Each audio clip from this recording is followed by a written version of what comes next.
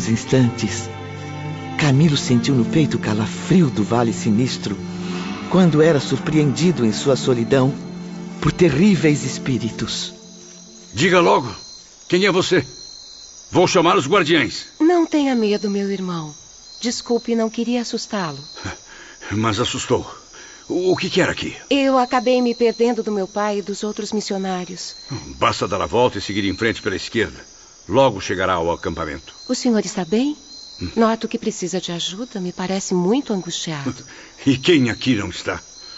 Para que paisagens tão belas se sou proibido de entrar em contato com os encarnados mais cultos, visitar as novas bibliotecas, saber o que acontece no mundo, rever meus familiares? Certo dia, ouvi um dos meus orientadores dizer que cultura é uma coisa muito relativa, meu amigo. Muitas vezes a cultura terrena não servirá para nada, ou muito pouco, nas esferas do invisível. Acredito mais na sensibilidade que conquistamos com a experiência.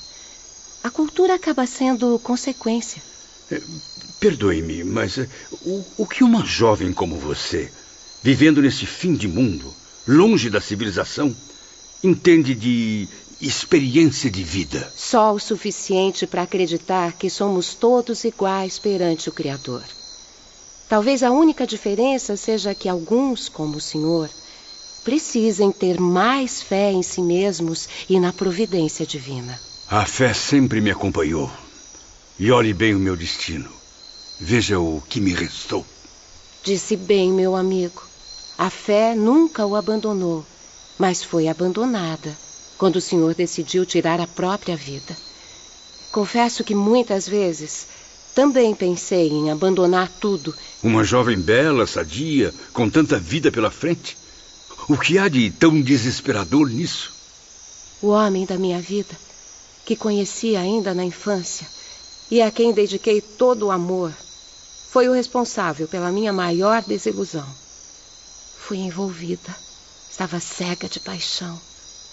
Dediquei todos os meus sonhos, todas as minhas preces à nossa felicidade. Mas olhe bem o meu destino. Veja bem o que me restou. Passei 15 anos guardando o pouco que sobrava do trabalho na lavoura para fazer a festa de casamento. Estaria me casando exatamente esta noite, se não tivesse sido abandonada na véspera. Meu noivo fugiu com outra mulher, me deixando apenas uma carta de despedida e um profundo desejo de desistir de viver. Não faça isso, minha jovem. Jamais será a solução. Meu irmão, graças a Jesus Cristo e a Maria de Nazaré, estou agora aqui, em espírito, para ouvir e ser ouvida. Certa de que todos precisamos de grandes reparações e testemunhos dolorosos. Experiências que desafiam a nossa fé. É a missão sagrada dos aprendizes do espiritismo cristão. Deus o abençoe e lhe dê força sempre. Camilo ficou sem palavras diante daquele comovente exemplo. Foi então que a confortante voz de irmão Teócrito inundou sua mente. Vejo que está arrependido, Camilo.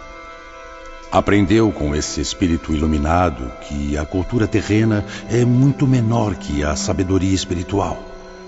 Certamente, a partir de agora, o preconceito se abrandará na sua personalidade.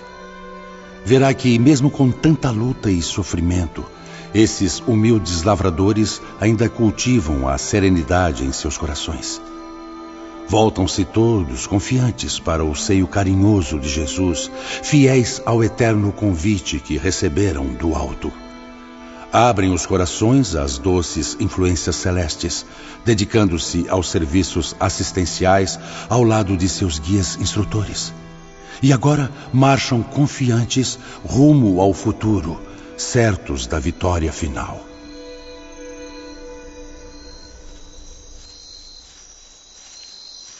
Onde está o Camilo? Alguém o viu? Se é aquele distinto senhor de longos bigodes, estava conversando agora há pouco com uma das nossas missionárias. Boa noite, amigo. De onde vem? Boa noite. Moro logo após a colina. Resolvi plantar milho, mas tive muito azar com essa lavoura. Não fale assim, meu irmão. Convém dizer que ainda não teve sorte. Ou que sua criação de galinhas devorou o milharal. Galinha? Eu já perdi a conta de quanto tempo eu não vejo uma no galinheiro. Quanto mais no prato, de preferência ensopada com milho. Mas a miséria é mesmo tão grande por aqui? É verdade, meus companheiros. Eu e minha família ainda temos uma pequena lavoura de legumes, uma vaquinha leiteira que nos dá o sustento para o corpo. Todos acabam ajudando uns aos outros. Mas mesmo assim, tem gente por aqui que não come há um bom tempo. Ele tem razão, Ramiro. Vê aquele senhor abatido ali adiante? Uhum. E aquela jovem a caminhar com dificuldade, levando um enfermo nos ombros? Soube que não apenas eles, mas também vários benfeitores, encarnados, que estão aqui presentes, não fizeram a refeição da tarde, por escassez de recursos. Ora, mas não é um empecilho. Nem por isso nos sentimos desgraçados. Como disse Jesus: não estejais ansiosos quanto à vossa vida, pelo que haveis de comer, ou pelo que haveis de beber, nem quanto ao vosso corpo, pelo que haveis de vestir. Não é a vida mais do que o alimento, e o corpo mais do que o vestuário? Olhai para as aves do céu, que não semeiam, nem ceifam, nem ajuntam em celeiros, e vosso Pai Celestial as alimenta. Não valeis vós muito mais do que elas? Ora, qual de vós, por mais ansioso que esteja, pode acrescentar um côvado à sua estatura? E pelo que haveis de investir, por que andais ansiosos? Olhai para os lírios do campo, como crescem, não trabalham nem fiam. Contudo vos digo, que nem mesmo Salomão, em toda a sua glória, se vestiu como um deles. Pois, se Deus assim veste a grama do campo, que hoje existe e amanhã é lançada no forno, quanto mais a vós, homens sem fé. Portanto, não vos inquieteis dizendo: o que havemos de comer, ou que havemos de beber, ou com que nos havemos de vestir, porque vosso Pai Celestial sabe que precisais de tudo isso. Mas buscai primeiramente o reino de Deus e sua justiça, e todas estas coisas materiais vos serão acrescentadas. Não vos inquieteis, pois, pelo dia de amanhã, porque o dia de amanhã cuidará de si mesmo. Basta a cada dia o seu próprio mal. E que assim seja. Pois Deus também há de aliviar o nosso sofrimento o mais depressa possível. Tenho força. Meus amigos, eu tenho o escudo da fé para reagir contra a miséria e vencer. Desse convívio, por assim dizer, diário, resultaram grandes afeições e amizades indestrutíveis de parte a parte. Nós, desencarnados, ficávamos sinceramente agradecidos pelo interesse que nos dispensavam, além dos inestimáveis favores que lhes devíamos. Sim, Camilo. Como médium, também pude fazer sólidas amizades com habitantes do plano invisível. Em certa fase de minha existência, quando testemunhos dolorosos me foram impostos pela lei de causa e efeito, um grupo de antigos sofredores que eu havia auxiliado tornou-se visível numa visita que me fizeram. Entre eles, havia inclusive alguns suicidas e 2 ex-obsessores, todos oferecendo auxílio para suavizar minha angústia. Infelizmente, a situação era irremediável e nada foi possível fazer. No entanto, misturaram suas lágrimas às minhas, visitando-me e aconselhando-me com frequência numa eterna prova de afeição.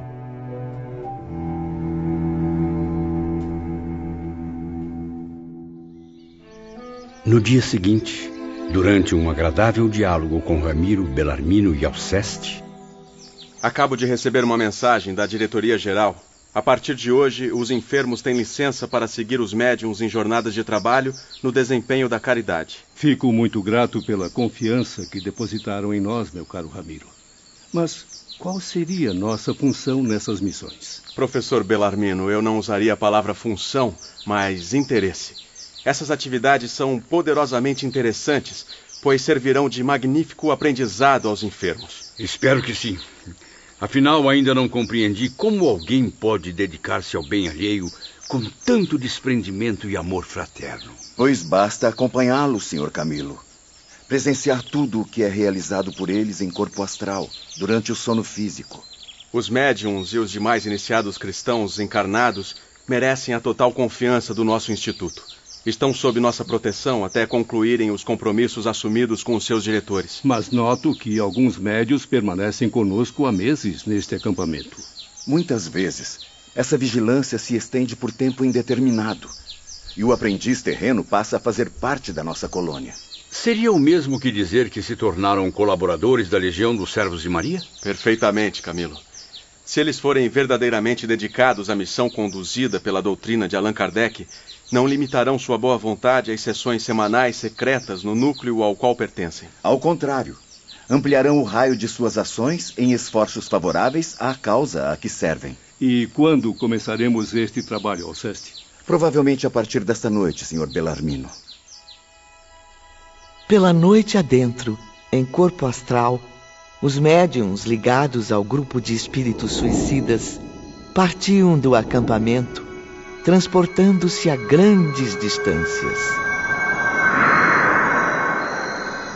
Convoco agora os irmãos médiuns, junto de seus mentores e guias, para mais uma nobre realização.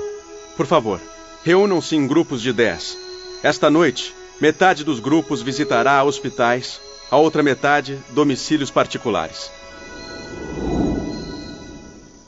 Momentos depois, fizemos nossa primeira visita hospitalar. À beira dos leitos, nos quais os pobres enfermos sofriam, desesperançosos e tristes. Tenha força, meu irmão. Vim para lhe trazer um pouco de alívio e muita esperança. Fé em Deus, senhora. Coragem. Se tiveres vontade de vencer, já é um bom começo. Jesus ora por ti. Os bondosos médiuns aprendizes ministravam conforto e novos vigores através de aplicações magnéticas. Valendo-se da sonolência em que os doentes estavam mergulhados, falavam-lhes amigavelmente. Confie no médico celeste, meu irmão.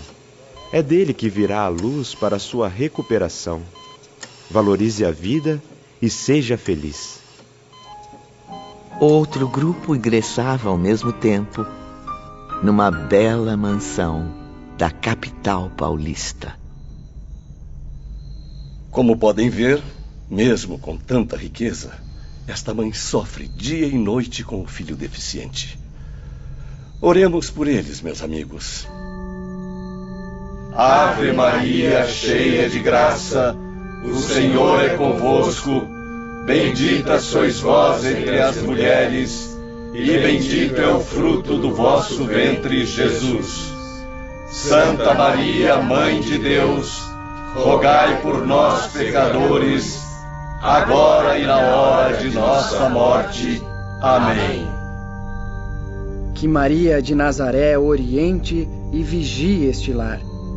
Que a fartura material jamais seja superior à prosperidade espiritual. Que assim seja. Qual o nosso próximo destino, Romeu? Algum palácio semelhante a este? Não, meu caro João.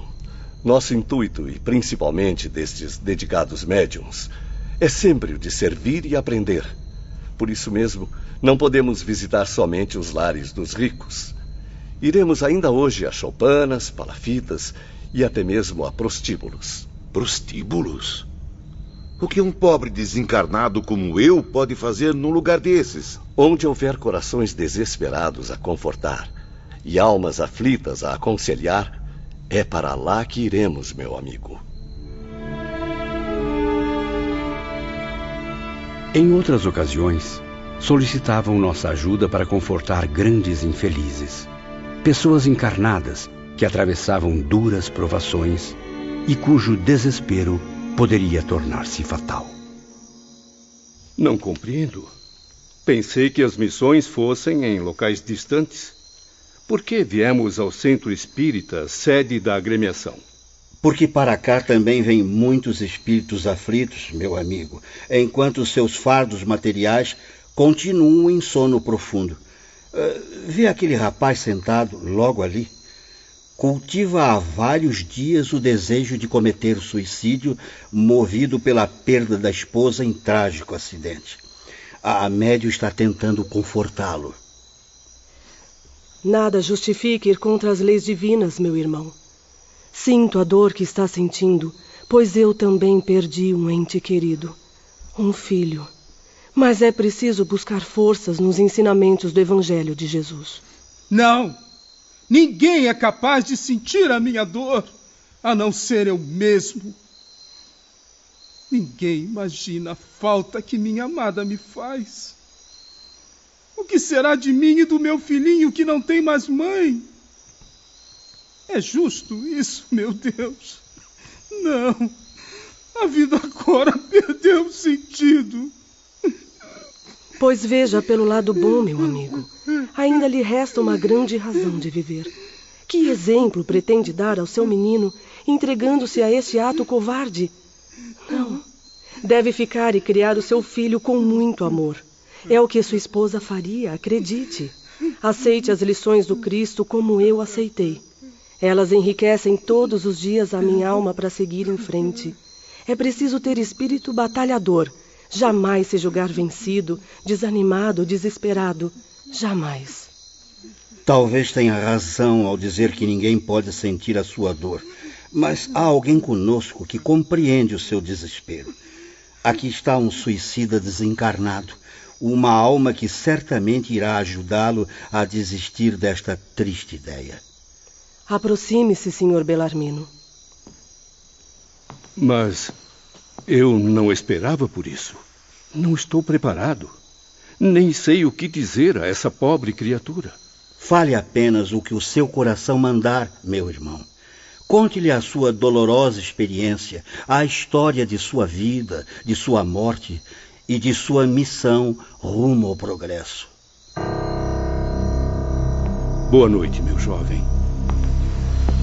Eis que estou aqui novamente, depois de tanto tempo, exercendo minha profissão terrena.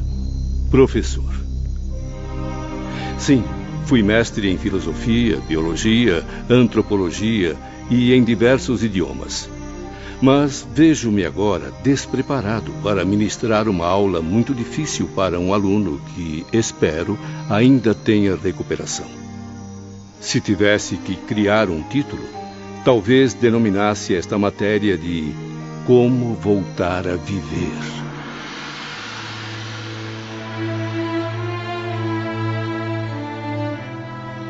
E Belarmino, então, expandiu seu verbo arrebatador de orador brilhante. E pela primeira vez, entre muitas que ainda viriam, pôde salvar de uma queda certa um infeliz prestes a tirar a própria vida. Todas essas experiências foram de extremo proveito. Esclarecimentos valorosos, exemplos memoráveis que reanimavam seus corações para reagir através da esperança. 2 meses depois... Senhores, nossa missão no plano material terreno obteve grande êxito. Sendo assim, a diretoria-geral ordena que regressemos à nossa colônia espiritual.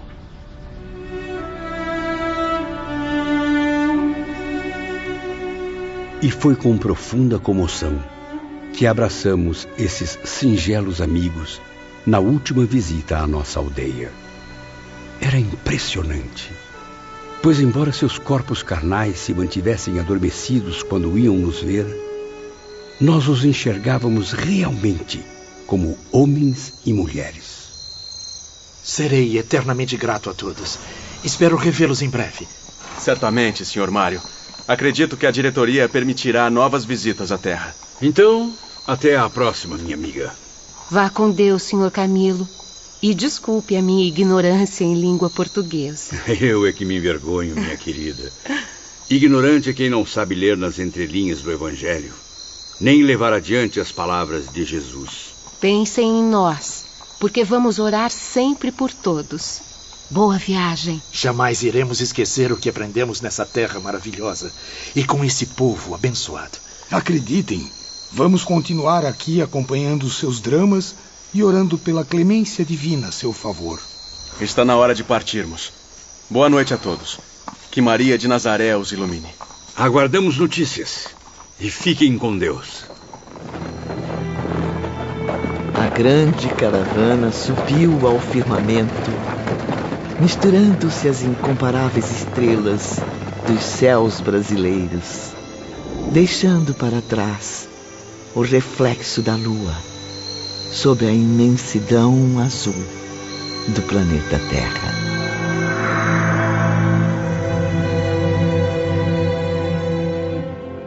Como prometido, após chegarem ao instituto, Camilo e seus companheiros frequentemente viam os abnegados amigos terrenos surgirem nas imagens dos aparelhos de vídeo, médiuns especiais, seres iluminados, envolvidos nas preciosas ondas da prece e dos pensamentos generosos, graças que encaminhavam a Deus, expressando os votos pela melhoria da situação dos enfermos. Pois é, passamos 2 longos meses na Terra e não obtivemos autorização para a visita à nossa querida pátria.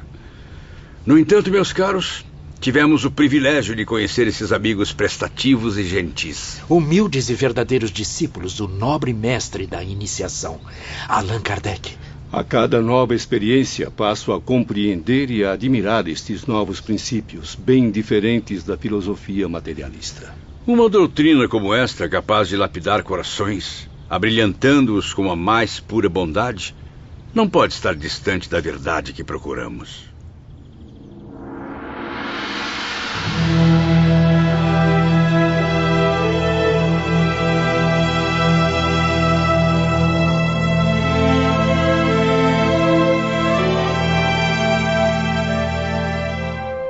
Passaram-se 2 anos longos e trabalhosos, durante os quais muito choramos de remorso, analisando diariamente os graves erros que havíamos cometido. Voltamos algumas vezes a participar de reuniões espirituais na Terra, visitando nossos amigos e lhes falando por via mediúnica. Foi nessa época que entrei em contato com um médium compatriota, através de pensamentos e orações que ele nos irradiava. Indagador, corajoso, por vezes até imprudente, esse médium era um profundo entusiasta. Boa noite, Sr. Ramiro. Desculpe-me incomodá-lo, mas o assunto é de extrema importância. Pois diga logo, soldado. Há um corpo astral masculino implorando passagem por nossos portais. Ele está sozinho? Não pertence a nenhuma falange de obsessores? Está sozinho e parece ser um benfeitor. E o que ele deseja? Disse que tem grandes amigos internados no hospital, entre eles os senhores Camilo, João, Mário e Belarmino. Não há motivo para alarde. Já sei de quem se trata. Conduza-o de volta à superfície terrestre. Quero que 3 lanceiros o acompanhem. Pois não. Com licença.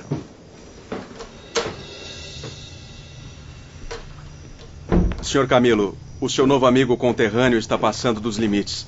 Esta noite ele chegou ao extremo de rondar pela 4ª vez as muralhas de nossa colônia em corpo astral durante o sono. Isso é uma grave infração. Tenho informações de que ele também fica vagando pelas muralhas do Instituto através de transes mediúnicos, a fim de atrair os enfermos e pôr-se em comunicação direta com eles. A direção está muito preocupada. Ora, mas esse português é atrevido. Não é mesmo capaz de domar o maravilhoso dom que possui.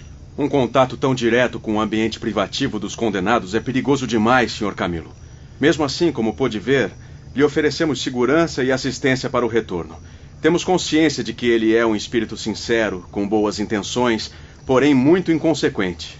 Não deve ter noção dos perigos que o cercam em alguns locais do plano espiritual.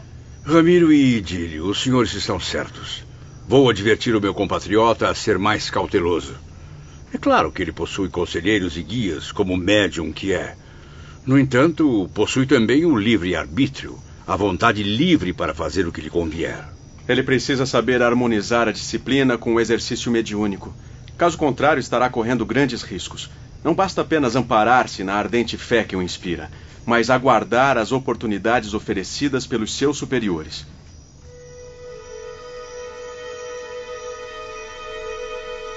Na noite seguinte, durante uma visita aos amigos brasileiros, Camilo e os outros enfermos portugueses tiveram a oportunidade de conversar com o dedicado conterrâneo. Vamos, caro Camilo. Diga algo a seu amigo por via mediúnica. Ele o está vendo e ouvindo neste momento. Graças a Deus. Que bom revê-los, meus amigos. Boa noite, nobre amigo. Como tem passado? Alguma notícia dos meus familiares? Ainda não tenho essas informações, Sr. Camilo. Mas fui autorizado a entregar-lhe sua carta. Minha carta? Eis-me então comovido, indeciso, perturbado, escrevendo para meus antigos amigos de Lisboa e do Porto, depois de tantos anos de ausência. Enfim, somente o médium pôde visitá-los. Quanto a nós, retornamos imediatamente à concentração do Instituto Maria de Nazaré. Está lembrado, Camilo? O tempo passava, mas as disciplinas dos primeiros dias prosseguiam sem alterações. Sim. Os espíritos suicidas continuavam hospitalizados, submetidos a tratamentos e exercícios complexos, além de instruções e prática nos serviços de reeducação. De certa maneira, porém, já conheciam a dura lógica da reencarnação. Reencarnação, irmão Teócrito. O fantasma que apavora qualquer espírito delinquente e o de um suicida em particular. Vejo que está aprendendo bem as lições, caro professor Bellarmino. E sabe por que o espírito suicida reluta em aceitar a reencarnação? Porque está intimamente convencido de que é a mais pura verdade. Procura negá-la porque a teme, sentindo, contudo, que a cada dia que passa, a cada minuto que se escoa, é atraído por ela como um pedaço minúsculo de aço pelo ímã poderoso e irresistível. Insiste em afastá-la dos pensamentos por saber que é inevitável ao seu destino, como é a morte aos destinos humanos. Creio que não estou preparado para experimentá-la pessoalmente. Tenho receio em vasculhar profundamente a minha subconsciência e investigar a plenitude do meu ser. Como suicida, Sr. Bellarmino. Sua mente vive torturada por impressões dolorosas. Por isso o progresso é mais lento, o oposto do que se verifica nos espíritos não suicidas ou evoluídos. Mas não desanime. Aos poucos, irá aceitar a ideia de que reencarnar é o caminho correto para evoluir.